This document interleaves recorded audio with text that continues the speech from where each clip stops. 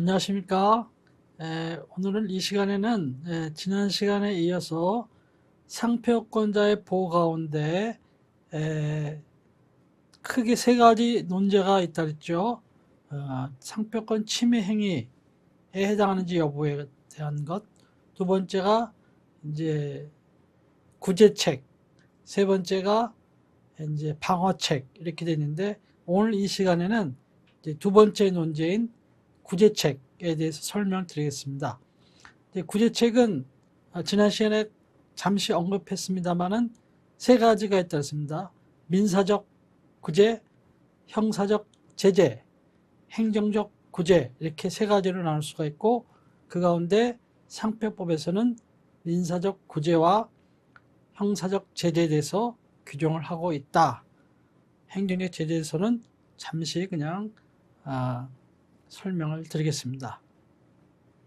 그럼 먼저 민사적 구제에 대해서 설명드리겠습니다. 민사적 구제는 다시 또 세 가지: 침해 금지 또는 예방 청구권, 두 번째가 이제 손해배상 청구권, 세 번째가 신용회복 조치 청구권, 이렇게 나눠 볼 수가 있습니다. 그래서 이들에 대해서 하나하나 살펴보도록 하겠습니다. 우선 침해 금지 또는 예방 청구권에 대해서는 상표법 제107조가 규정을 하고 있는데요. 조문은 이와 같이 있습니다만은 이것은 하나하나 넘겨서 설명을 드리겠습니다.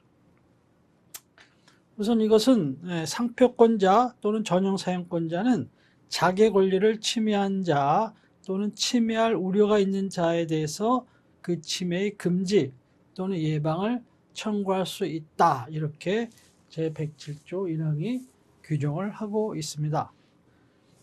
요건을 보면 이제 청구권자는 당연히 그러면 상표권자하고 이제 전용사용권자가 되겠죠. 여기서 상표권자라 하면 상표 등록 원부상의 등록 권리자로 기재되어 있는 자를 말한다 하는 것이 판례입니다. 그 다음에 이제 여기 해당하려면 침해 행위가 있어야겠죠. 즉 상표권 또는 전용사용권을 침해하거나 침해할 우려가 있어야 된다 하는 것입니다. 여기서 우려라고 하는 것은 그와 같은 상태가 객관적으로 존재한다는 것을 의미하는 것이고, 예를 들면은 침해 후 일시 중지하고 있는 상태, 이런 경우는 우려가 있다 할 수가 있습니다. 그 다음에 이제 상표권 침해 금지 또는 예방 청구권을 인정할 것인지 여부에 대한 판단은 사실심 변론 종교시를 기준으로 한다 하는 것이고, 침해 금지 또는 예방 청구권에 대해서는 행사하기 위해서는 침해자에게 고의 또는 과실이 있을 것을 요하지 않는다 하는 것입니다. 이것은 이제 손해배상 청구권이나 신용회복 청구권은 고의 또는 과실을 요건으로 하는데, 침해 금지 또는 예방 청구권에 대해서는 그런 요건은 두지 않는다 하는 것입니다. 그 다음에 청구 내용은 이제 부작위 청구하고 자기 청구하고 이렇게 나눠볼 수가 있습니다. 그래서 이제 그 상표권자 또는 전세권자는 그 침해자에서 그 침해 금지 또는 예방을 이제 청구할 수가 있습니다. 근데 이제 자기 청구는 이제 이와 같은 것을 하는 경우에 부대해서, 그러니까 더불어서 함께 침해행위 조성물 폐기, 침해행위를 조성한 물건의 폐기, 또 침해행위에 제공된 설비 제거, 또 그 밖에 필요한 조치, 이런 것을 청구할 수가 있어요. 이런 자구 청구는 독립적으로 할 수가 없어요. 독립적으로 할 수 없고, 독립적으로 할 수가 없고, 이런 것은 부대에서만, 이런 거와 이렇게 부작위 청구할 때 함께 이렇게 하지 못하도록 할 수 있는 것입니다. 그 다음에 이와 같은 침해 금지 또는 예방 청구를 하는 소가 이제 제기가 되잖아요. 그럼 이제 법원은 원고나 또 형사 사건에서는 고소인이 되겠죠.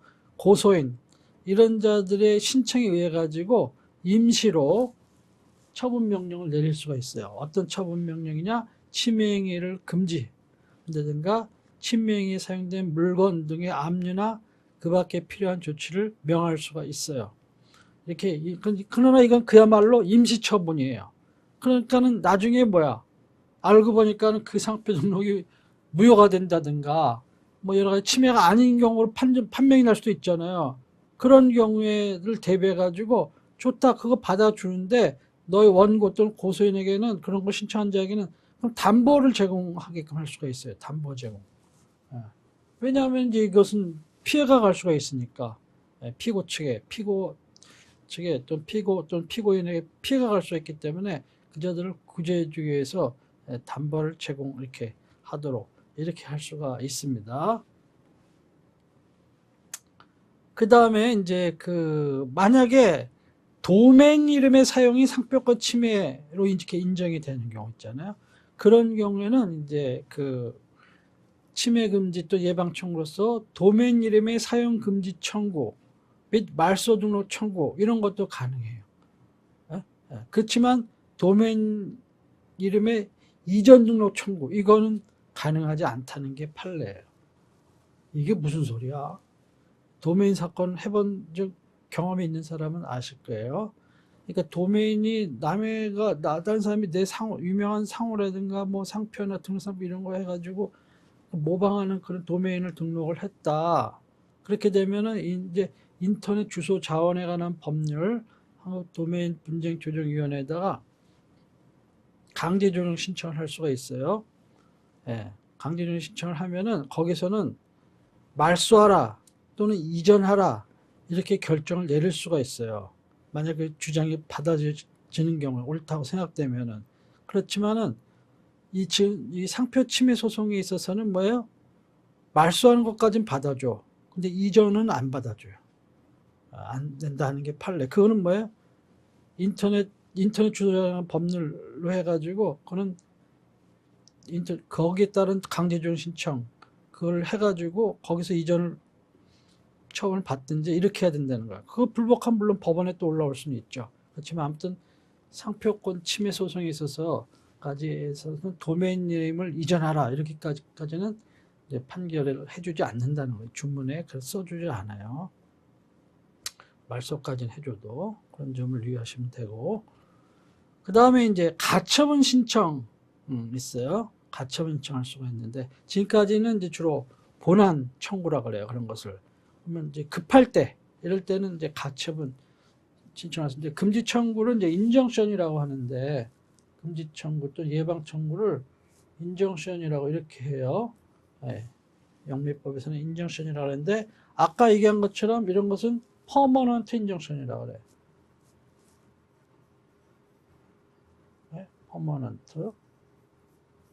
퍼머넌트 인정션이라고 그래요. 근데 가처분은 프렐리미너리 인정션이라고 그래요. 프렐리미너리 인정션 또는 프로비저널 인정션이라고 그래요. 그러니까 임시로 해달라는 거야. 그래서 상표권자 등은 상표법 제107조 제1항에서 상표권을 침해한 자 또는 침해 우려가 있는 자에 대해서 침해 금지 또는 예방 청구 이런 본안 청구를 할 수 있을 뿐만 아니라 현저한 손해를 피하거나 또는 급박한 위험을 막기 위해서 또는 그 밖에 필요한 이유가 있을 경우에는 이제 가처분 신청을 할 수가 있다. 얼마든지 할 수 있다는 게 판례예요. 그렇게 해서 가처분 신청 사건에서 신청인을 뭐라 그래? 뭔지 아세요?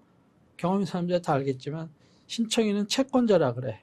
그리고 피신청인은 채무자라 그래. 알았죠? 그래서 여러분 이 판례 교재 보면 가끔 채권자, 이게 무슨 말이야? 가처분 사건에서 그렇게 용어를 당사자를. 본안에서 원고 피고 이러지만 채권에서는 채권자, 채무자 이런 식으로 또는 신청인, 피신청인 이런 식으로 이제 한다 하는 용어를 쓴다는 걸 참고로 알아두시기 바랍니다. 그러니까 이제 급해서 하는 거예요. 그래서 가처분 신청이 받아들이기 위해서는 두 가지 요건이 필요해요. 피보존 권리가 인정돼야 되고 보존의 필요성이 인정돼야 되고 이 두 가지 요건이 있어야 돼요. 그러니까는 어떤 경우냐면은 이제 현재 피신청인이 신청인의 등록상표와 동일된 유상표를 그 상품과 동일된 상품에 사용하는 그 침해 행위를 하고 있거나 또는 아직은 이와 같은 침해에 이르지 않았으나 침해가 이루어질 개연성이 크다는 사정이 구체적인 사실로서 존재하는 경우, 그런 경우에는 이제 피보정 권리가 인정이 됩니다.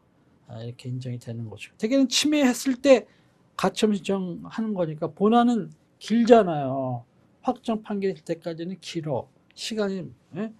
1심 또 뭐 한 얼마 가고 뭐 2심 가고 3심 가고 그러면 한 뭐 3년 정도는 후딱 간다고.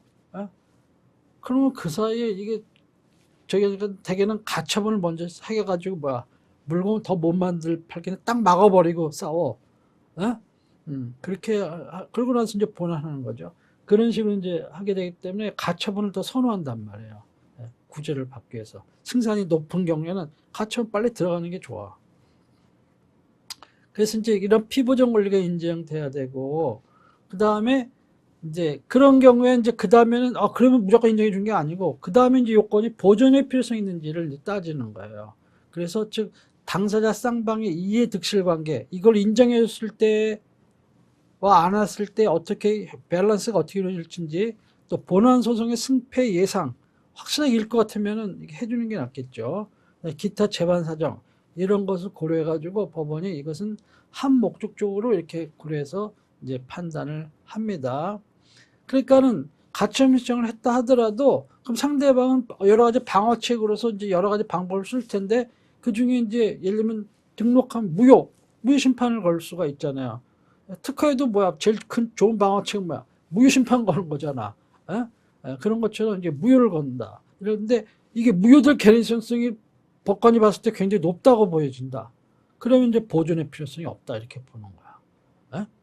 그런 경우에는 이제 보존의 필요성 없는 것을 해가지고 가처분 신청은 이유 이제 안 받아들여져요. 이유 없다 해가지고 그렇게 하는 것이 다 판례라는 이야기입니다. 그 다음에 이제 청구 제한이 있는데, 이렇게 이제 이런 금지 청구 이런 걸 할 수가 있는데, 또 예방 청구 이렇게 할 수가 있는데, 이런 경우는 이제 제한이 되는데요. 어떤 경우냐면 이제 상대방이 이제 그런 유사하지 않다 이렇게 주장하는 경우, 또 나 상표를 사용하는 게 아니다 이렇게 항변하는 경우, 또 상표를 사용하는 거지만 이건 정당 사용이다. 상표권 효력이 제한해서 받잖아요. 이러한 것은 두는 상표권 효력이 미치지 아니한다 이렇게 되어 있잖아. 그럼 거기에 속하는 사용이다 이렇게 할 수도 있고, 또 상표권이 뭐야 이거 식별력 벌써 잃어버렸어. 상표권이 상실됐어. 권리 능력을 잃어버렸어. 원고가 조약에서 탈퇴했어. 뭐 이런 식의 여러 가지가 이유가 있잖아요. 이런 상표권 상실의 항변도 있고, 또 이건 권리 남용이다. 상표권 행사에 외형은 갖췄지만 실제는 이건 권리 남용에 해당한다 이렇게 할 수도 있고, 또 권리가 소진됐다. 이미 한번 행사해서 나는 뭐 그 다음에 이 상품은 적법한 상품이라 얼마든지 팔 수 있는 건데 왜 나한테 권리 행사해? 이런 식으로 권리 소진 항변 이런 등을 할 수가 있어요. 이 구체적인 내용에 대해서는 다음 시간에 방어책을 설명할 때 설명을 드리겠습니다. 아무튼 이런 사유가 있다면 그러면 이제 금지 청구 또는 예방 청구권 행사에 제한이 따르는 거죠. 네. 자, 이제까지 이제 침해 금지 또는 예방 청구권에 설명드렸고요. 다음엔 두 번째 민사적 구제에서 손해배상 청구권에 대해서 설명드리겠습니다. 제109조 상표법 제109 손해배상 청구에는 상표권자 또는 전세권자는 자기의 상표권 또는 전세권을 고의 또는 과실로 침해한 자에 대하여 그 침해에 의하여 자기가 받은 손해의 배상을 청구할 수 있다 이렇게 돼 있어요. 그래서 이것은 이제 아까 침해 금지 또는 예방에서 고의과실 요건을 하지 않는데, 이거는 이제 고의과실 요건을 하죠. 고의과실 요건을 하고 자기가 받은 손해배상 청구할 수 있는 그런 이제 권리를 말하는 거예요. 우리가 보통 민법상 이제 상표권 침해 행위도 불법행위예요. 즉 민법상의 불법행위야. 거기에 법리에서 적용이 되는 거예요. 원칙은.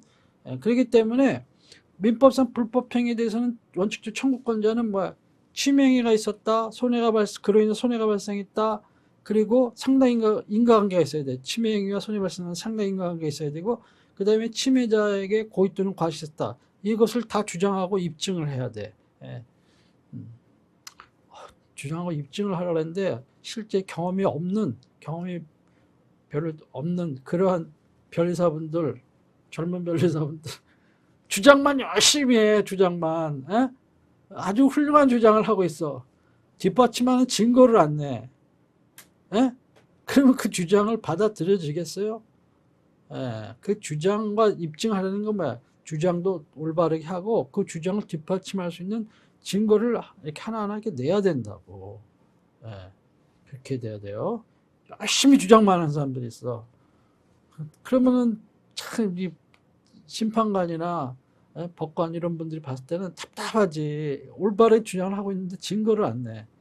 할 수 없이 그때는 이제 성명권을 내거나 뭐 이렇게 해가지고 이런 걸 내라 이렇게 이제 지도를 해주시긴 하는데 그래도 전문가라면 알아서 짝짝 내셔야지. 이게 입증해야 되는데 이게 상표권은 무형의 재산권이잖아요. 지식재산권. 그렇기 때문에 그런 특성을 인해 가지고 현실적으로 이거 어떤 것에 입증이 아주 곤란한 경우가 있어요. 용이하지가 않아. 그런 걸 고려해서 상표법은 이제 일정한 경우에는 그 입증 책임을 경감하는 그런 몇 가지 예외를 인정을 하고 있어요. 그래서 그것을 이제 하나하나 또 살펴보겠습니다. 우선 요건은 청구권자는 상표권자는 전용사용권자죠. 그다음에 이제 취명의가 있어야 되는 것이고, 근데 이제 실무적으로 굉장히 중요한 건데, 물론 케이스로도 나올 수가 있는 것이고, 이렇게 돼 있어요. 상표권 침해다, 이렇게, 두 상표가, 이게 갑의 상표가 이렇게 등록이 돼 있고, 갑이 이렇게 선등록이 있는데, 을이 유사 상표가 등록이 돼 버린 거예요. 그러면 이거는 이제 상표법 34조 1항 7호에서 무효가 돼야 되잖아요. 근데 이제 을이 쓰고 있었어. 여기에 대해서 갑이 이제 무효 심판을 걸었어요. 당연히 이기겠죠. 그래갖고 특허 심판을 해서 이겼어. 심결이 나왔어. 그래가지고 이 사람이 신결문을 첨부를 해가지고, 야, 너 이제 이겼으니까 쓰지 마라. 이거 침해가 되는 거니까. 이런 식으로 해서 내용 증명을 보냈어. 예? 그래서 이게 만약에 무효 확정되면 너 그때는 이제 손해배상 청구하고 막 이럴 거요. 이런 식으로 해가지고 보냈어. 근데도 계속 썼어. 예? 그리고 이제 내가 그 뒤집어야지 하고 2심에서 2심 사실상 2심이죠. 실제로는 이제 저기지 그 특허 법원 그 다음에 이제 대법원 어디 한번 뒤집어야지 했는데 안 됐어. 그 무효가 신결이 확정이 돼 버렸어. 이렇게 되는 경우에는 적어도 그 내용 증명을 받은 날 있잖아요. 그때부터 계속 쓴 거에 대해서는 그것은 불법행위고 침해행위고 그래서 손해배상 해줘야 된다는 게 판례예요. 네?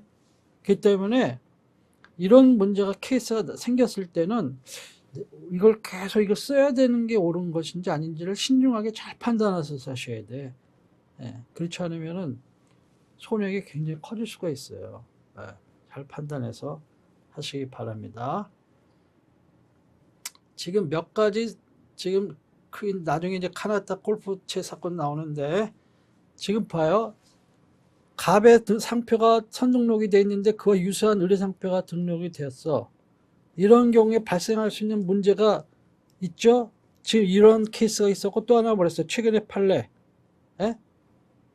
후행 상표, 후행 후등록 상표 사용하는 거는 가해 동의 없이 사용하는 것은 뭐야? 무효 심판 되기 전이라도 침해로 본다는 판례도 있었죠. 그거 잘 기억하셔야 되고 이거 잘 기억하셔야 되고 나중에 카나다 골프 사건 때 설명했지만 그것도 이 세 가지를 잘 기억해 놓으셔야 돼. 그것은 2차 시험에 내기도 딱 좋은 문제고 또 객관식으로 내기 좋은 문제예요. 그럼 깊이 있게 공부 안 하면은 뭐야? 틀리는 거예요. 자, 여기서 이제 고의 또는 과실이 있어야 되는 거예요. 근데 이제 등록상표임을 표시할 수가 있어요. 표시해야 하는 것은 아니지만 표시할 수가 있어. 등록상표가 등록된 거는 상표권자나 전상권자 이게 등록상표 사용한 것이라는 걸 표시할 수가 있는데 그런 경우에는 뭐야? 고의가 추정돼. 여기서 알았던 것으로 고의가 추정이 돼. 그러면 표시 안 했어? 그러면 어떻게 돼? 그렇게 돼도 과실은 추정이 돼. 타인의 등록상표권을 침해한 자는 그 침해에 대하여 과실이 있는 것으로 추정한다는 게 판례예요. 왜? 남의 상표가 등록된지 안 된지는 특허청에 뭐 인터넷만 탁 치면 다 나오잖아. 에? 그러니까 조금만 주의를 기울였다면은 뭐야? 이것이 다른 타인의 상표인지 아닌지 알 수 있었다는 거죠. 어? 근데 이걸 게을리한 거 아니야? 주의를 게을리해가지고 뭐야? 침해했으니까 뭐야? 과실 있는 거 아니에요? 과실이 뭐야? 주의 의무 위반이 아니야. 주의 의무 위반이 과실이잖아. 그게 과실이라는 얘기야. 그러니까 뭐예요? 제가 뭐랬어요? 상표에 있어서 또 특실과 마찬가지로 FTO, Freedom to Operate.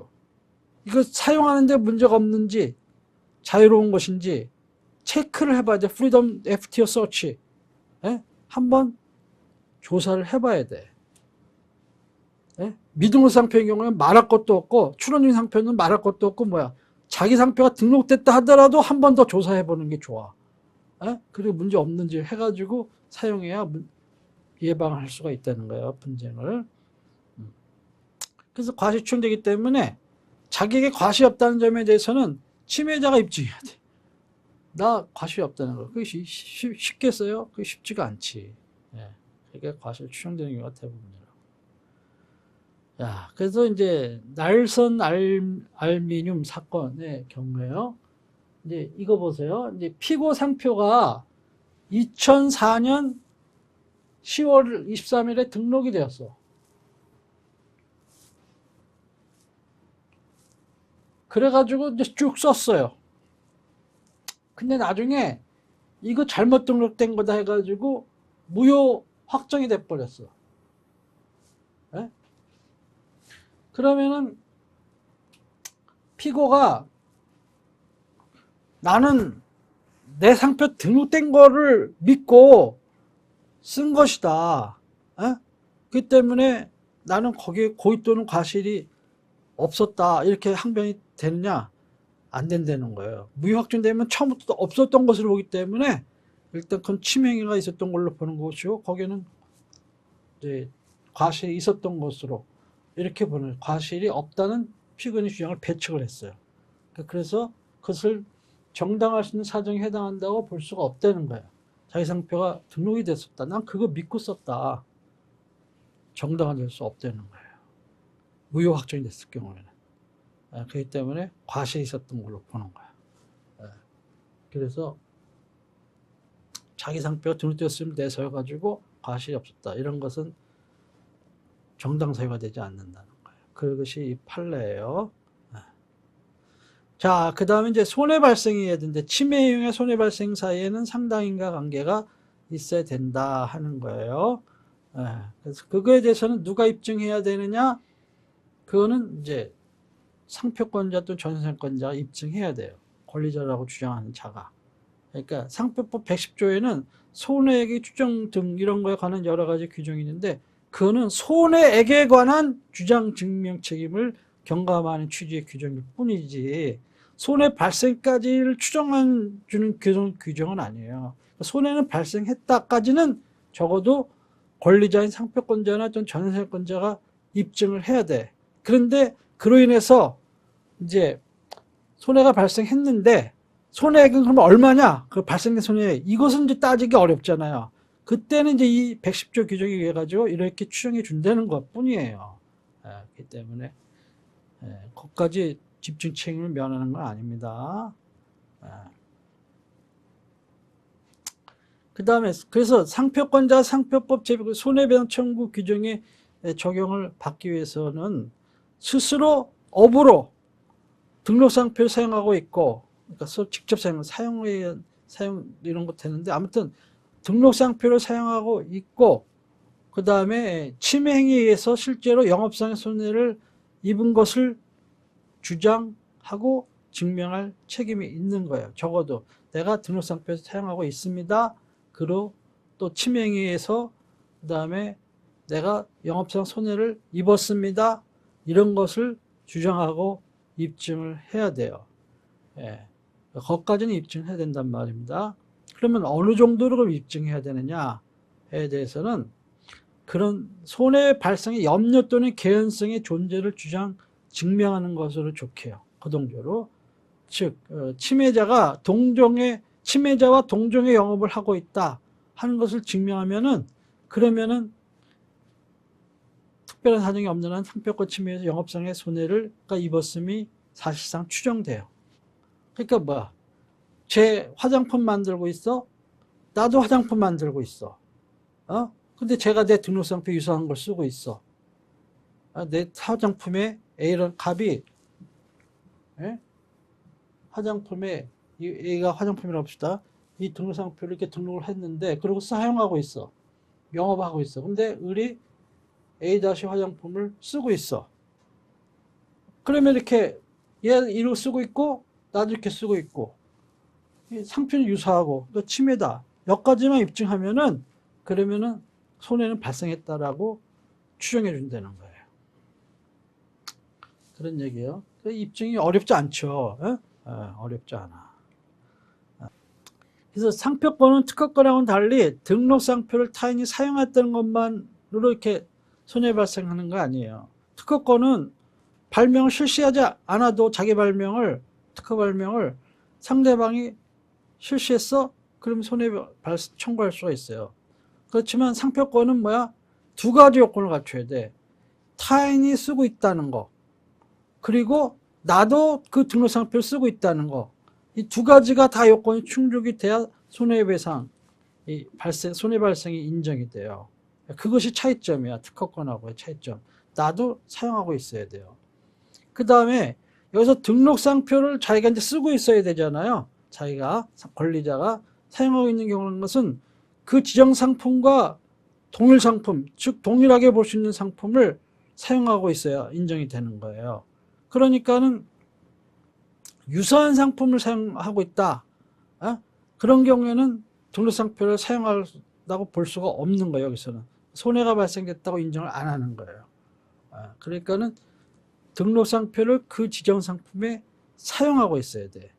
사용하고 있어야 되는 것이고, 근데 이제 나중에 유사 상품에 사용한 것은 사용이 아니에요.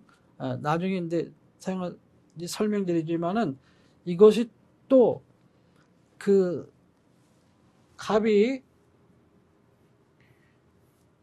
A라는 이거 화장품이라고 봅시다. 여러분 상품에 등록을 해놨어요. 그런데 을이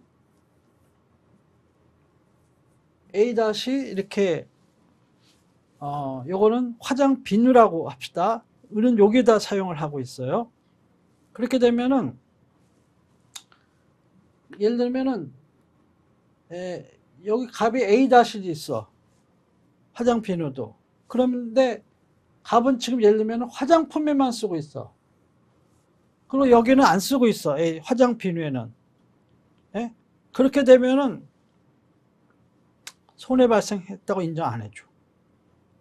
그러니까는 쓰고 있는 상표가 동일동 유사해야 되지만 상품은 뭐야? 같은 상품이어야 돼. 그래야만 손해가 발생한 것을 인정해줘요. A-해야 돼. 값이 A-가 아니고 그와 유사한 A 상품에 썼다. 해가지고 손해 발생 인정 안 해줘요. 이거 또 다른 문제예요. 이거는 약간 그래서 그런 문제가 있다 하는 것을 이건 나중에 또 사례 때 나옵니다. 뒤에. 그 다음에 그래서 이제 상표권자가 상표를 등록만 해두고 실제로는 사용하지 않았다. 이러면 손해 발생 없는 거예요. 손해 발생이 없는 것이다 하는 것이고, 그러면은 이제 이때는 상표법상 손해 발생도 없는 것이고, 민법상 손해배상 청구도 역시 인정 안 된다 하는 거예요. 그런 것이고, 그러니까 사용을 전제로 해야 된다 하는 거예요. 잘 모르는 사람들 등록했다? 그럼 그것만 가지고 막 권리 행사하는 경우도 가끔 있어. 자기 썼는지 안 썼는지 안 따지고. 안 썼으면 본안 청구 있잖아요. 사용 금지 청구. 이런 거나 뭐 형사고소 이런 거는 가능해도 손배 같은 거는 안 돼. 손해배상 청구 같은 거는 사용하고 있어야 돼. 그 다음에 손해배상 청구를 인정할 것인지 여부는 침해 행위 시, 즉 침해 시를 기준으로 판단한다 하는 거예요. 금지 청구 이런 거는 뭐 사실심 변론, 종교시고 손해배상에서 인정할 것 이것은 침해시를 기준으로 이렇게 다르다 했죠. 자, 그다음에 이제 손해배상 범위, 즉 손해액을 어떻게 보느냐 하는 것인데 이것은 이제 특별히 이제 규정이 있는데, 그러니까 상표권 또는 전세권 침해를 이유로 손해배상 청구하는 경우 그 손해배상에 관한 입증 책임은 원칙적으로 청구인이 부담을 하는 것이죠. 그렇지만 그것이 무채전세 상표권의 경우에는 이것을 참 입증하는 것이 손해액을 산정을 하고 입증하고 이렇게 하는 것이 실제로는 어려워요. 그래서 권리구제에 미흡한 점이 있었기 때문에 이런 점을 보완하기 위해서 만든 규정이 상표법 110조 손해액의 추정 등에 관한 규정을 두고 있다 하는 거예요. 이게 판례 해석입니다. 자, 그러면 이제 하나하나 볼까요? 자, 침해자가 양도한 수량 곱하기 권리자의 단위 수량 이익액 또 플러스 초과 수량이 있으면 그 초과 수량 등에 대한 사용료, 이것이 손해액이다 이렇게 돼 있어요. 이게 조금 이제 하나 조항이 다음번에 보시면 알겠지만 굉장히 복잡해요. 조문을 유심히 있게 잘 들여다보셔야 돼. 상표권 또는 전세권을 침해를 이유로 손해배상 청구하는 경우 그 권리를 침해한 자가 그 침해를 하게 한 상품을 양도하였을 때는, 팔았을 때 이런 중을 얘기 생각하면 돼요. 다음 각호에 해당하는 금액의 합계액을 상표권자 또는 전세권자가 입은 손해액으로 할 수 있다. 이렇게 1항이 규정이 되어 있어요. 110조 1항이. 그럼 어떻게 돼 있냐? 어떤 경우냐? 이렇게 두 가지 경우예요. 아주 복잡해요. 이 키포인트 한번 봅시다. 그 상품의 양도 수량 중 이렇게 됐죠. 그 상품의 양도 수량 중 이러이러한 수량을 뺀 수량을 넘지 않은 수량의 단위 수량당 이익을 곱한 금액 이렇게 돼 있어요. 좀 복잡한데 한번 봅시다.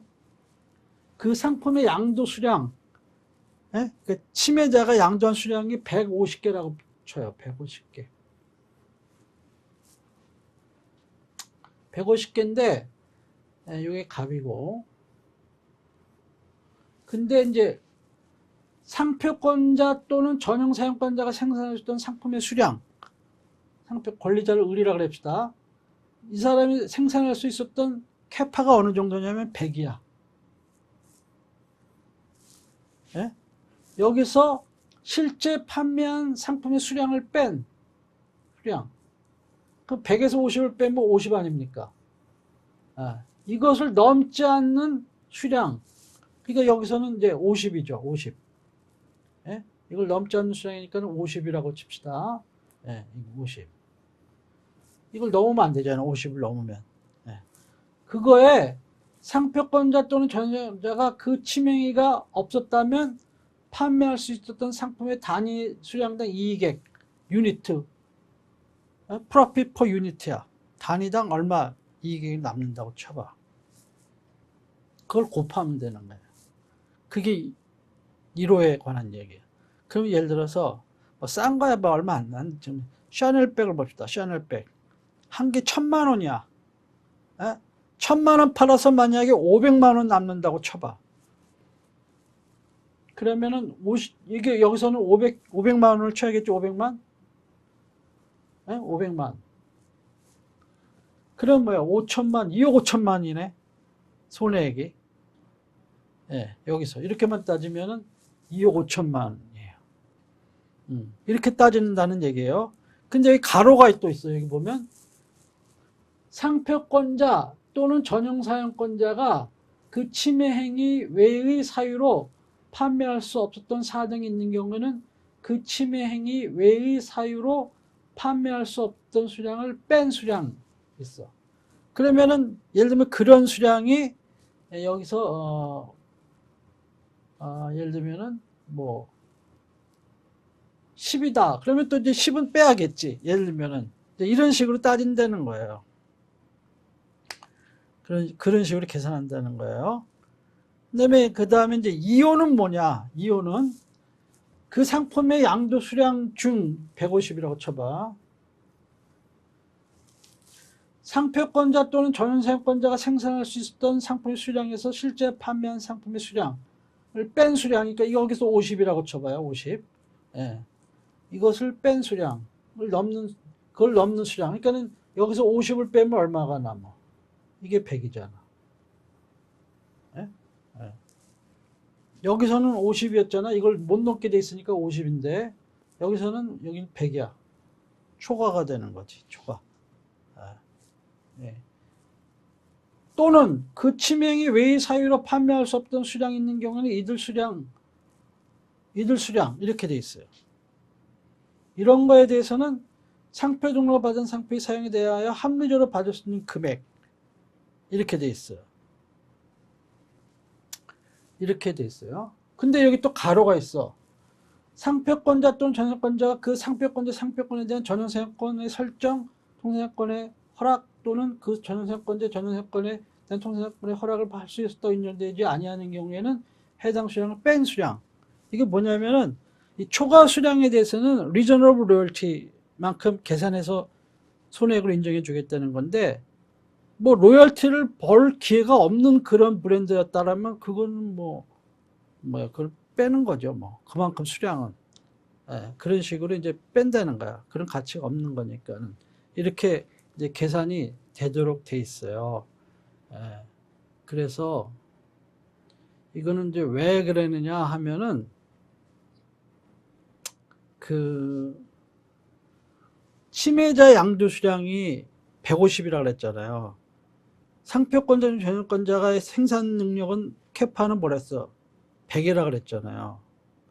예? 이런 것을 초과하는 경우 그 침해자가 그 캐파의 범위 내에서만 손해액을 인정해 준다면은 상표권자나 또는 전용사용권자의 생산 능력 캐파의 범위 내에서만 인정해 준다면은 나머지 50개에 대해서는 자기가 이익을 벌어도 상표권자나 전용권자에게 토해낼 필요 없다는 거 아니에요. 어마어마하게 만들어가지고 너 캐파 능력은 100이잖아. 나는 1000이야. 100에 대해서만 손해배상해줘. 그리고 900은 손해배상 아니야? 그럼 남는 장사네. 그런 불합리한 권리가 초래가 되잖아요. 부당하게. 예, 그래서 침해자가 그 초과 수량만큼의 이익을 부당하게 취하는 그런 문제가 발생을 할 수가 했거든요. 이런 식으로 계산하다 보니까는. 그래서 이런 문제를 해결하기 위해서 법을 바꿨어요. 2020년 12월 22일.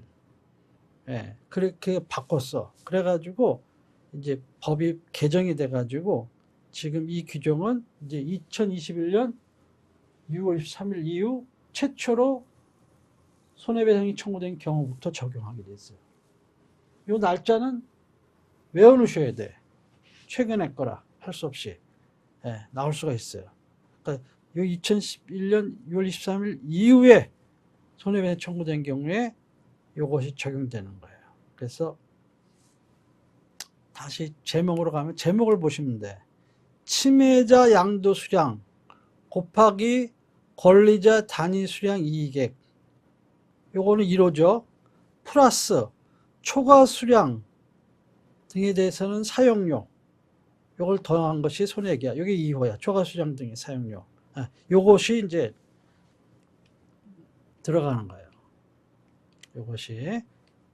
그래서 요것은 2021년 6월 23일 이후에 청구된 손해배상 청구서에부터 적용이 된다.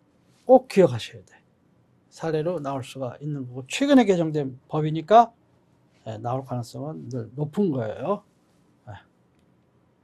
그 다음에 이제 두 번째 항이에요. 이건 두 번째 항목은 침해자의 이익액은 이제 손해액으로 추정한다. 이런 얘기예요. 쉽게 얘기하면, 한마디로 얘기하면은, 그래서 조문을 보면 상표권 또는 전세권 침해를 이유로 손해배상 청구하는 경우 권리를 침해한 자가 그 침해에 의하여 이익을 받은 경우에는 그 이익액을 상표권자 또는 전세권자가 받은 손해액으로 추정한다. 이렇게 110조 3항에 규정을 하고 있어요. 이 같은 경우 상표권자는 상표권을 침해한 자가 취득한 이익을 입증을 하면 되고 그 밖에 침해 행위와 손해 발생 간의 인과관계에 대해서는 그런 것은 입증할 필요가 없어요. 하는 것이 판례야. 그냥 이게 얼마다 이런 식으로 인과관계 입증할 필요가 없다는 거예요. 보통 인과관계 입증해야 되잖아요. 상당 인과관계 있다는 걸. 근데 이익이 이만큼이다 하는 것은 그건 손해액으로서 이제 추정이 되는 거기 때문에 거기까지 입증할 필요는 없다 하는 거예요. 그렇지만은 거꾸로 침해자는 좋아, 침해 행위가 있었어. 그렇지만은 침해자에게 손해 발생이 없었다. 이렇게 주장, 입증을 하면은 그게 인정이 된다면 손해배상 책임을 면할 수가 있어요. 이건 왜냐? 이건 하나의 추정 규정이니까 추정을 깨뜨릴 수가 있잖아요. 실제 발생한 손해가 없습니다. 라고 피고는 입증을 하면은 손해배상 책임을 면할 수가 있다는 겁니다. 그 다음에 세 번째가 합리적으로 받을 수 있는 사용료는 손해액으로 이렇게 본다는 거예요. 뭐냐면 상표권 또는 전세권 침해를 이유로 손해배상을 청구하는 경우 그 등록상표의 사용에 대하여 합리적으로 받을 수 있는 금액에 상당하는 금액을 상표권자 또는 전세권자가 받은 손해액으로 하여 그 손해배상을 청구할 수 있다. 이렇게 110조 4항에 규정을 하고 있으니까 reasonable royalty에 해당하는 것을 손해액으로 해서 이렇게 배상을 청구할 수가 있다. 이렇게 하는 겁니다.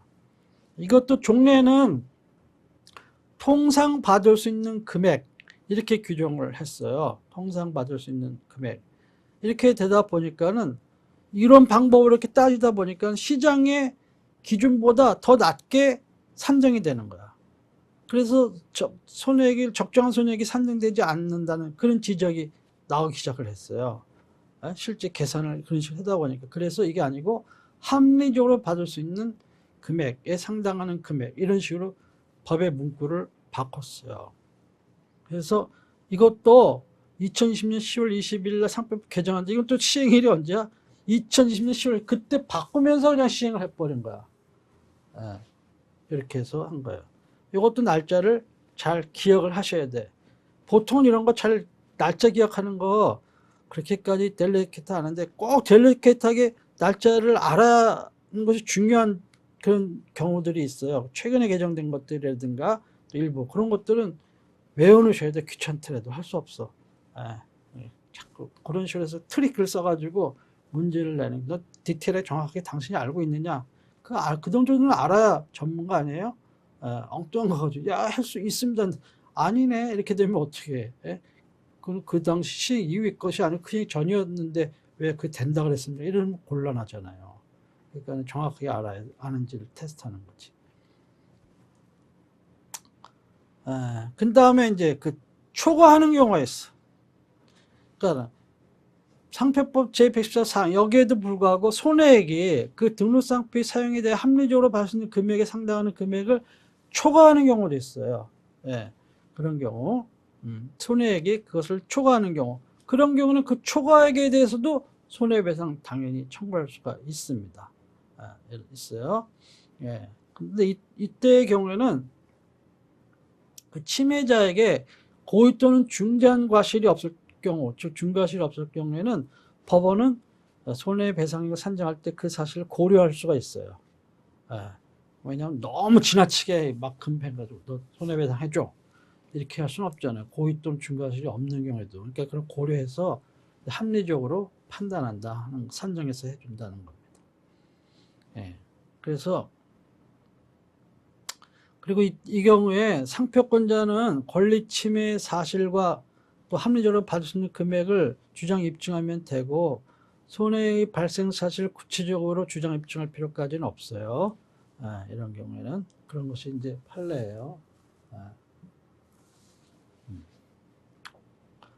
그 다음에 이제 여기에서 이제 그 특칙인데 여기서 등록상표 그런 것은 포함한다 이렇게 되는 거예요. 등록상표, 유사상표 그러면 포함하지 아니한다 이렇게 되는 것이고 등록상표의 경우에는 이제 이런 그 등록상표와 유사한 상표에서 색칠 등록상표와 동일하게 하면 등록상표와 같은 상표에 인정되는 상표는 포함된다 이렇게 보는 것이고 다음에 이 특칙은 이제 좁은 의미의 상표에는 적용하지 않는다 즉 색채 또 색채의 조합만으로 등록된 등록사표에는 이렇게 되어 있습니다. 그 다음에 이제 상당한 손해액의 인정인데, 법원은 이제 이런 침해 소송에서 손해가 발생한 것은 인정이 되지만은 그 손해를 증명하기 위해서 필요한 사실을 밝히는 것이 이제 성질상 극히 곤란한 경우, 예? 자, 이렇게 여러 가지 이제 입증 책임을 분담한 그런 경감한 규정을 두고 있지만, 그런 거에 의해서도 뭘 산정하기가 상당히 인정이 어려운 경우가 있을 수 있어요. 입증이가 여러 가지 사안의 성질상 밝히는 것이 곤란한 경우, 그런 경우에는 변론의 전체 취지와 또 증거 조사의 결과에 기초해 가지고 이제 그게 손해액을 이제 인정할 수가 있다, 이렇게 하는 것이 110조 6항입니다. 네. 변론의 전체 취지 이런 게 뭐야? 주장한 거 다 들어보고 양쪽 주장 다 들어보고 판사 봤을 때 계산하기 어려운데, 그렇다면 이거는 이동적으로 이렇게 해서 이렇게 손해액으로 봐야 되지 않는가, 이렇게 보는 게 타당할 것 같다, 이렇게 해가지고 인정해 주는 게 변론의 전체 취지예요. 그러니까 재판할 때 성실하게 하고 이렇게 하지 막 불량하게 하고 여러 가지 하고 그러면은 또 뭐 변론의 전체 취지 할 때 이제 이게 법관에 재량이 있는 거 아닙니까? 그러니까 뭐 부당하게는, 지나치게 부당하게는 안 하지만, 그렇다고 재판 때도 불량하다 부정하게 안 하지만, 그래도 성실하게 하고 이렇게 해야 불측의 손해 없는 거지. 또 저게 뭐 과하게 또 금액을 매기실 수도 있는 거 아니에요? 뭐 곤란한 거지. 뭐 그러진 않겠지만, 합리적으로는 하시겠지만, 아무튼 그렇다 하는 거예요. 그 다음에 이제 참고 판례로서는 그 상표권자는 이제 업으로 등록상표를 사용하고 있고, 그 다음에 그 상표권에 대한 이제 침해에 의하여 실제로 영업상의 손해를 입은 것을 이제 입증할 필요는 있는 거예요. 위에 것은 이제 그 피해자의 주장 증명이 경감하는 그런 취지에 불과한 뿐이고, 그렇기 때문에 그래서 상표권자가 침해자와 동종영업을 하고 있는 걸 증명한 경우라면은 이제 침해를 본다. 이건 아까 말씀드렸죠. 나 그 사람도 쓰고 있고 나도 쓰고 그 같은 상품에 이렇게 쓰고 있어. 그 사람도 A 상품에 나도 A 상품에 A 다시 나는 A 상표 이렇게 쓰고 있어. 이렇게 하면은 그걸로 이제 족하다 하는 거예요. 똑같은 얘기입니다. 그다음 이제 willful infringement, 이것도 이제 새로 도입이 된 건데, 고의 침해의 경우에는 뭐예요? 트래블 데미지 3배 배상 가능하다는 거예요. 이건 미국이라든가 이런 나라들에서 도입된 우리가 도입을 한 건데, 이때는 이제 willful infringement니까, willful인 건 뭐야? 고의 침해야, 고의. 의도적으로, 고의적으로. 그래서 법원은 고의적으로 상표권 또는 전세권자의 이런 거 침해했다, 이렇게 되면은 이것은 이제 아까 말씀드린 손해액 추정 등에 관한 1항부터 6항까지 규정에 따라 산정한 손해액 기준으로 해가지고 그것을 3배를 넘지 않은 범위 내에서 배상액을 정할 수가 있어요. 그렇게 되어 있습니다. 7항에 그렇게 규정해 있어요. 3배를 넘지 않는 범위 내 트래블 데미지. 이것도 2020년 10월 20일 상표법 개정되면서 그날 즉시 시행이 된 거예요. 상표권 보호 강화를 위해서. 그렇게 해서 앞으로는 이제 어떻게 나올지 모르겠어요. 우리나라랑 미국이나 이런 다른 나라들에 비해 우리나라 법원은 손해배상 인정하는 게 그동안은 너무 진짜 지식재산에 대한 인식이 아직 낮아서 그랬는지 몰라도, 너무 미국이나 이런 데서 하늘과 땅 차이가 나는 거야. 어떻게 보면 솔직히 같은 사안인데도 똑같은 모의 재판에 가가지고 미국 판사들 보러는 손해액 얼마냐고, 이쪽은 얼마라고 이렇게 해보면 엄청난 차이가 나는 금액이. 그러니까 어디가 소송하겠어요? 미국 가서 소송해, 한국 기업들끼리. 이제 그런 케이스 여러 번 봤어요. 미국에 특히 특허권자에게 유리한 텍사스, 그쪽 동부, 서부 이런 쪽에, 옛날엔 동부 지방법원이 인기였는데 요즘엔 서부 지방법원이 인기라 그랬는데, 아무튼 그런 데 가가지고 특허권자의 우호적인 그런 태도를 보이는 법원에 가가지고 그냥 소를 제기하는 거야. 그럼 뭐 배심원들이 딱 보고 뭐야 4천 몇백만 불 내라고, 에? 그렇게 평균이 나고 막 그래요. 우리나라 같은 상상 못해. 에? 뭐 잘해봐요 몇억, 뭐 몇십억 이 정도에서 끝나. 그러니까 뭐 여기서 싸우겠어요? 거기 가서 싸우지. 자, 그 다음에 그러면 이 트래블 데미지 이런 이에 따른 배상액을 할 때는 다음과 같은 팩터들을 고려하게끔 돼 있어요. 이것이 이제 110조 8항에 돼 있는데, 예. 이것도 이제 객관식에 이런 게 나올 수가 있기 때문에 귀찮으셔도 외우셔야 돼. 최근에 개정된 거고 물어볼 가능성은 높아요.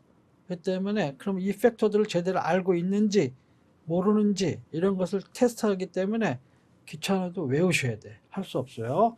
그러니까 이건 뭐냐면 8가지 요소예요. 침해 행위로 인하여 해당 상표 식별 또는 명성이 손상된 정도. 그 다음에 이 고의 또는 손해 발생 우려를 인식한 정도. 3. 침해 행위로 인한 상표권 영향권자가 입은 피해 규모. 4. 침해 행위로 인하여 침해자가 얻은 경제적 이익. 그 다음에 5. 침해 행위의 기간, 횟수 등. 그 다음에 6. 침해 행위에 따른 벌금. 7. 침해 행위를 한 자의 재산 상태. 침해 행위를 한 자의 피해 구제의 노력. 이런 거. 이 정도. 이런 걸 고려를 해가지고 이제 종합적으로 해서 판단을 한다는 거예요. 그러니까는 예를 들면 누가 공동불법 책임을 지고 있다는 거야. 가해상표권을 침해자가 을병이 정이 있다고 쳐봐. 그러면 물론 을병정 다 이렇게 해가지고 제소를 해야 되죠. 돈도 별로 없는 을만 상대로 해가지고 하면 되겠어요? 영어로 소송을 할 때 포럼 쇼핑, 즉 미국에 가서 할 거냐 우리나라 할 거냐, 미국에서도 텍사스 동부지방법원에서 할 거냐, 캘리포니아 북부지방법원에서 할 거냐, 뉴욕 남부지방법원에서 할 거냐, 포럼 쇼핑 하잖아요. 어느 법원에다 소를 제기를 해야 되는지 유리한지 이런 식으로 따지지만, 또 하나는 뭐야, 상대방 누가 딥 파켓이냐, 호주머니가 깊어, 그 뭐야 돈이 많다는 얘기를 미국에서 소송 그렇게 얘기하거든요. 실무적으로 딥 파켓이 누구냐, 그걸 상대로 그 사람을 당사자로 가지고 소송을 해야 되는 거예요. 왜냐하면 재산 상태 고려하게 돼 있잖아요. 그렇기 때문에 그렇게 해가지고 이제 한다 하는 것입니다. 이 팩터들은 이거 다 미국 판례 이런 데에 의해서 나온 것을 이게 법문화 시킨 건데, 아무튼 이건 잘 고려를 이해를 해 놓으셔야 돼, 암기를 해 놓으셔야 된다는 겁니다. 자, 그 다음에는 이제 스태튜토리 데미지예요. 법정 손해배상. 아까는 이제 트래블 데미지였고 3배 배상. 이건 법정 손해배상이야. 상표권자는 또는 전용 사용권자는 자기가 사용하고 있는 등록상표와 같거나 동일성 있는 상표를 그 지정 상품과 같거나 동일성 있는 상품에 사용하여 자기 상표권 또는 전세권을 고의나 과실로 침해한 자에 대하여 앞서 살펴본 그런 상표법 제109조에 따른 손해배상을 청구하는 대신 1억 원 이하의 범위에서 상당한 금액을 손해로 하여 배상을 청구할 수 있다 하는 거예요. 111조 1항에 있는 이야기고요. 이런 경우에는 이제 법원은 변론 전체의 취지와 증거조사 결과를 고려해가지고 상당한 손해액을 인정할 수가 있다 하는 거예요. 자, 여기서 요건이 있어요. 우선 등록상표 자기가 사용하고 있어야 돼. 저처럼 사용권 청구하려면 자기가 지금 사용하고 있지도 않아. 그러면 이런 거 청구할 수가 없어. 자기가 사용하고 있어요, 등록상표를. 자기가 사용하는 등록상표. 그 다음에 그 등록상표와 이제 상대방이 사용하는 상표가 동일성 있는 상표여야 돼. 유사는 안 돼. 그 다음에 그 지정 상품과 동일성 있는 상품이어야 돼. 유상품은 안 돼. 이런 걸 해가지고 이제 고의과실로 이렇게 침해했다. 이런 경우에만 인정이 되는 거예요. 그리고 이런 경우에 이제 1억 원 이하의 범위 내에서 상당한 금액 이렇게 청구하는 거예요. 고의적으로 침해한 경우, willfully infringe 경우에는 3억 원 이하에서 이렇게 할 수가 있다는 거예요. 이렇게 할 수가 있어요. 그러면은 이제 이렇게 법정 손해배상을 청구하는 경우, 그런 경우에는 이제 그 일반적으로 이 법정 손해배상 청구가 아니고 아까 말씀드린 그러한 일반적인 손해배상 청구를 쭉 한다 이렇게 했을 때 이것을 변론을 종결할 때까지는 법정 손해배상 청구로 변경할 수가 있어요. 금액이 얼마 안 되는 것 같기도 해. 심정이 뭐 대단히 침해한 것 같은데 알고 보니까 소송을 하다 보니까 이게 뭐야 뭐 돈 별로 못 받을 것 같은 느낌도 드는 거야. 그럴 때는 법정 손해배상 청구로 바꿔버려. 그럼 상대방이 막 이제 증거를 내겠지. 나 그렇게까지는 아닌데요. 막 이런 식으로. 적어도 1억 손해배상 인정될까 봐 이런 식으로 할 수도 있겠다는 얘기인데, 아무튼 변론을 종결할 때까지는 청구를 변경할 수가 있어요. 그런 식으로 할 수가 있다 하는 거예요. 그래서 기간을 잘 외워놓으셔야 돼요. 변론을 종결할 때까지. 판결이 확정되기 전까지가 아니에요. 실제 출제됐던 문제예요. 판결이 확정되기 전까지가 아니고 변론을 종결할 때까지. 그 다음에 이 법정 손해배상제도 스태튜토리 데미지 이거 제도는 한미 FTA가 발효된 2012년 3월 15일 이후 최초로 이제 그 소가 제기된 것부터 적용이 되는 거예요. 그것은 부칙에 나와 있는 거예요. 2012년 3월 15일 이후 이것도 외워놓으셔야 돼. 제기된 소. 그러니까 요것도 상표법 실제 실무할 때는 조문만 보시면 안 되고 어떻게 봐야 돼요? 부칙도 봐야 되고 그런 걸 좀 잘 보셔야 돼. 그래서 요 조항은 언제부터 적용되는 건지 언제부터 이런 것을 잘 좀 알아놓으셔야 확인하시고 하셔야 돼. 그렇지 않고 그냥 했다가는 좀 낭패 보는 수가 있기 때문에 이걸 잘 확인하시고 귀찮더라도 하나하나 확인을 해 놓으셔야 돼요. 그래서 2012년 3월 15일 이후에 등록된 상표권 전세권에 기초해서 청구할 수 있다? 이건 틀린 얘기예요.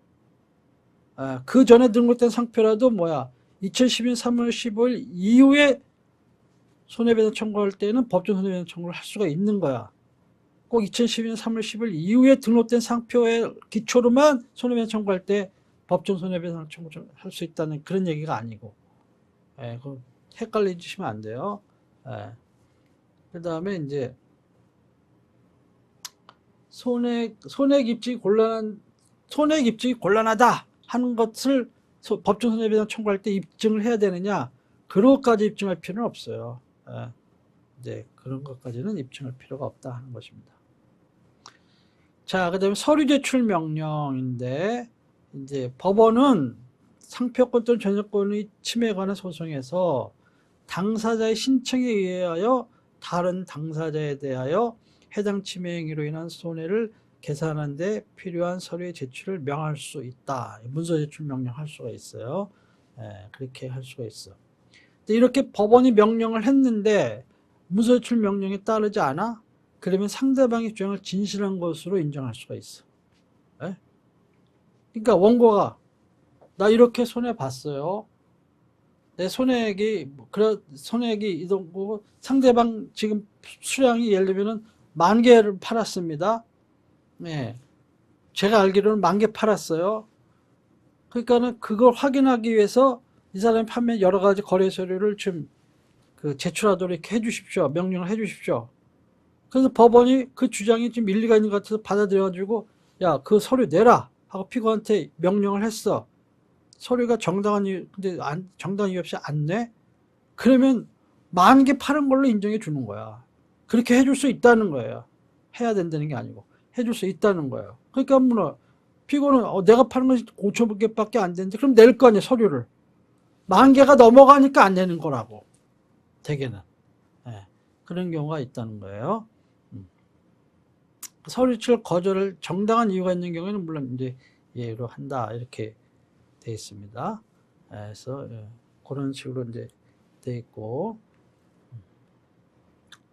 그 다음에 이제 판례를 봅시다. 여기 화장품 사건, 아까 이제 얘기한 그런 사건이에요.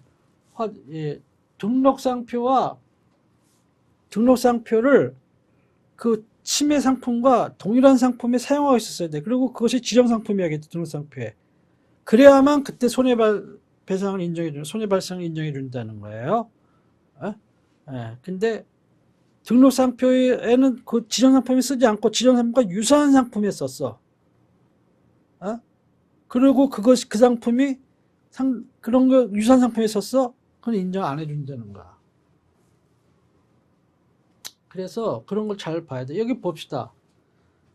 이제 갑의 상표는 비누하고 세제야. 근데 이 상표, 등록상표가. 근데 이 상표가 실제 사용한 상품은 화장품이야. 비누하고 세제인데 실제 쓴 거는 화장품이야. 요거에 대해서만 썼어요. 그러니까 우선 지정상품과 동일성이 있는 상품이 아니죠. 그러니까 여기 문제가 있는 거야. 지정상품은 A하고 B로만 등록돼 있는데 그건 전혀 상관이 없는 C상품에 쓴 거야. 화장품에만. 비록 피고들이 화장품이 이 등록상표 유사한 상표 사용하였고, 즉 을이 A-를 화장품에 썼어. 하였고, 원고 이 사건 등록상표가 실제 사용된 상품 화장품이 이 사건 등록 지정품 중 요것이 화장비누, 크림비누야. 등과 유사한 상품에 해당한다고 하더라도 뭐예요? 원고가 이 사건 등록상표를 그 지정상품 자체 또는 거래사의 통념상 이와 동일하게 볼 수 있는 상품에 현실로 사용하여 제품을 생산, 판매하는 등의 영업활동을 했다고 인정되지 않는 이상 그에 따른 영업상의 손해가 있었다고 보기는 어렵다. 그럼에도 불구하고 원심은 피고에 대해 손해배상 책임을 인정하였으니 상표권 침해로 인한 손해배상 책임에 관한 법리를 오해하여 판결에 영향을 미친 위법이 있다. 그러니까 고등법원조차도 헷갈린 거예요, 이게. 대법원에서는 이건 아니다는 거예요. 그렇기 때문에 자, 이거 보세요. 화장비누, 크림비누야. 지정상품. 여기서 그쳤어. 근데 실제 상표권자가 쓰기는 뭐야? 화장품이 C에 썼어. 그리고 을은 A-를 화장품이 C에 썼어. 그래가지고 손해배상 청구했어. 그랬더니 뭐야? 이거에 대해서 지정상품이 아니라는 거야. 유사상품이 지정상품과 동일한 게 아니라는 거야. A, B하고. 그렇기 때문에 아니라는 거예요. 요거는 실제 출제가 되기 딱 좋은 그런 케이스 문제입니다.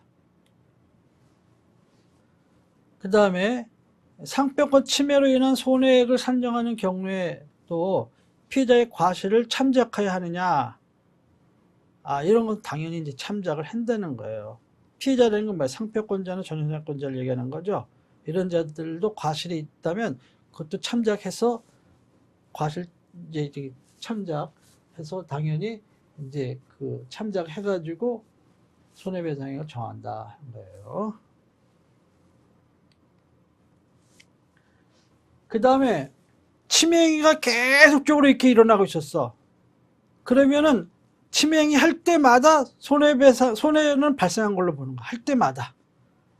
그래서 그거에 대한 소멸시효는 뭐야? 각 손해 침해행위를 한 때부터 각별로 진행되는 거예요. 각별로. 처음부터 침해행위 했을 때부터 진행하나 뭐 마지막에 했을 때 진행 이런 게 아니고 각별로 진행되는 그런 거예요. 각별로 진행된다 하는 것이고, 그 다음에 상표권 침해로 인한 손해를 산정하는 경우에도 피해자의 과실을 참작하는지, 이건 죄송합니다. 이건 아까 설명드린 것이고, 그 다음에 변호사 비용, 침해금지 가처분청에서 지출한 변호사 비용, 이것은 어떻게 되느냐? 이것도 손해액에 포함시킨다는 거예요, 법원이. 그래서 실제는 여기 보면 한 2,900만 원 드렸죠? 그러면 이제 그러나 인정해 준 거는 300만 원이야.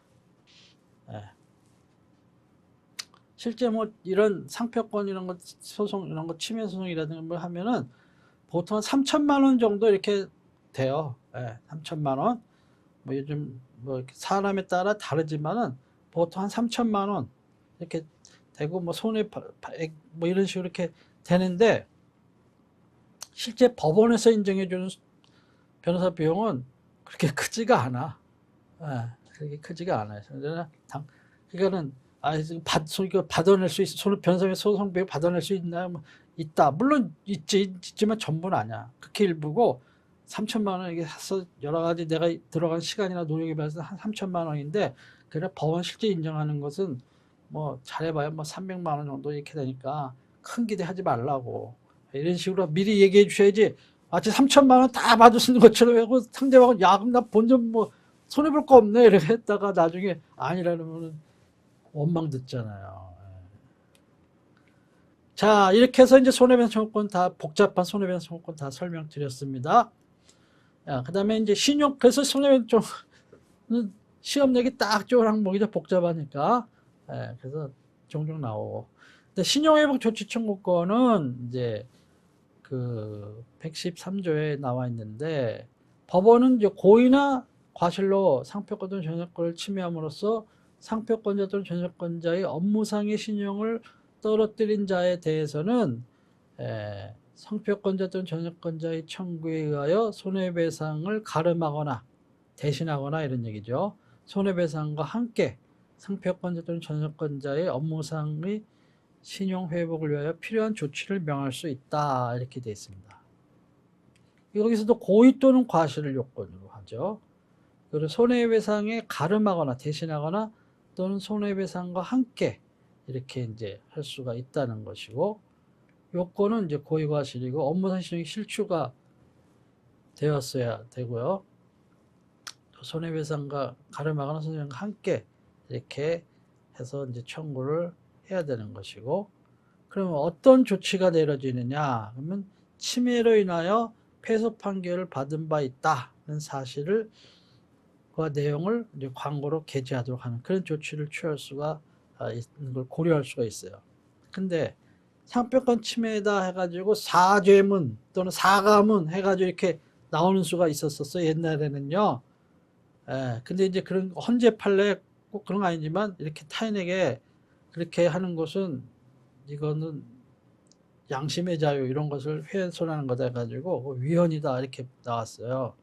그러니까는 사죄하려는 게 아니고 이렇게 패소한 사실이 있다 이런 것을 정도 하는 거는 거기 또 헌재 결정 취지에 반하는 것은 아닌 것으로 제 사견으로는 이제 그렇게 느껴집니다. 그래서 그 정도는 할 수 있는 거 아닌가 생각. 그럼 뭐 어떻게 손해배상 조치를 하라는 거야? 법조문에 있는데. 자, 그 다음에 이제 우리 상표법에는 없지만은 부당이득 반환 청구권 민법상 인정되는 거 이거 할 수 있느냐 하는 거예요.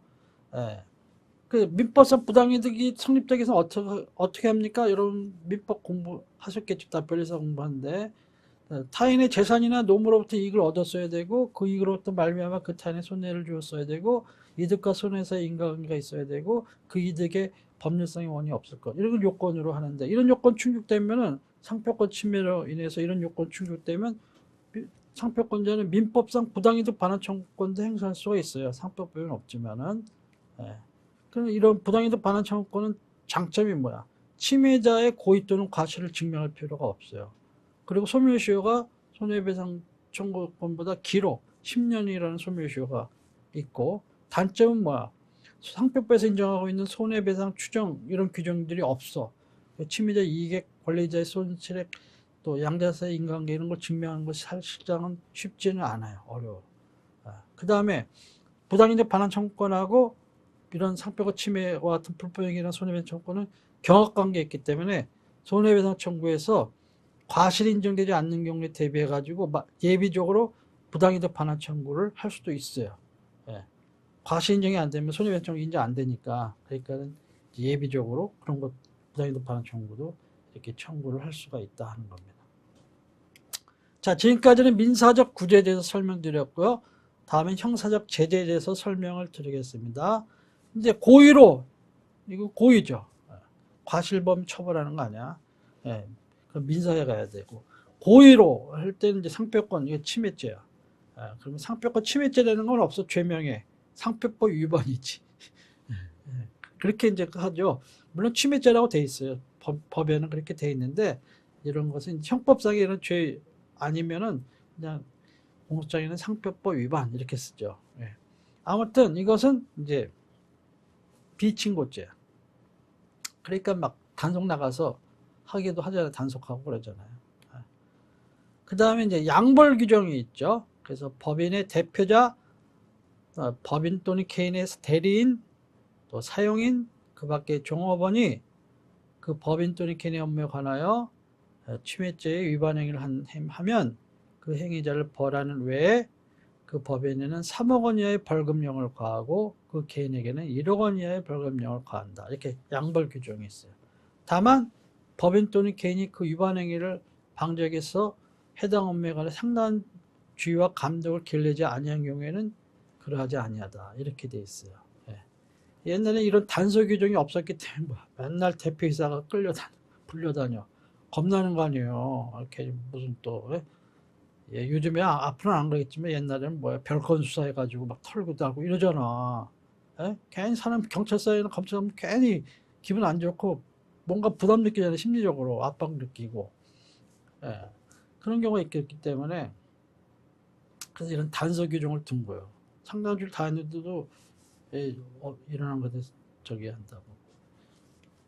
그 다음에 이제 그 몰수 규정인데요. 이런 침해죄에 따른 그런 침해죄의 경우에 이제 침해행위에 제공되거나 그 침해행위로 인해 생긴 상표, 라벨만 장사한다 그랬죠. 또 포장, 또 상품, 또 이런 것을 제작에 주로 사용하기 위해서 제공된 제작 용구, 또 재료, 원재료 같은 거 이런 것은 몰수한다 이렇게 돼 있어요. 옛날에 이 몰수 규정이 없어가지고 검찰에서 몰수하고 싶어도 근거 규정이 없는 거야. 재형법정주의인데. 에? 그래서 문제가 있다 해가지고 특허청에 이게 어떻게 된 겁니까? 그 특허청에서 개정한 거예요. 그래서 다만 상품이 그 기능 및 외관을 해치지 아니하고 상표 또는 포장과 쉽게 분리될 수 있는 경우에는 그 상품은 몰수하지 아니할 수 있다. 그때는 뭐야? 라벨만 떼고 상표만 다 지우고 주든가, 아니면 어디 뭐 저기다가 뭐야 뭐 기부 저걸 하든가 공매 처분하든가 아무튼 그런 식으로 할 수가 있어요. 그런 식으로. 예, 예, 그래서 그렇게까지도 다 막 폐기하고 몰수하고 막 폐기 처분하고 그래야 꼭 그래야 되는 거 아니에요. 상표 없애버리면 되는 거니까는. 예. 그리고 그래서 이제 요즘 기부 그런 상품들 모았을 때 기부하기도 하고 막 그래요. 관세청 이런 데 보니까는. 예.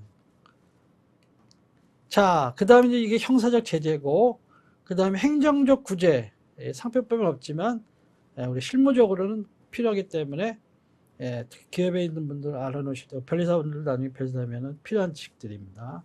특허청을 통한 구제. 특허청에는 특허청 산업조사과, 특별사법경찰대가 있어요.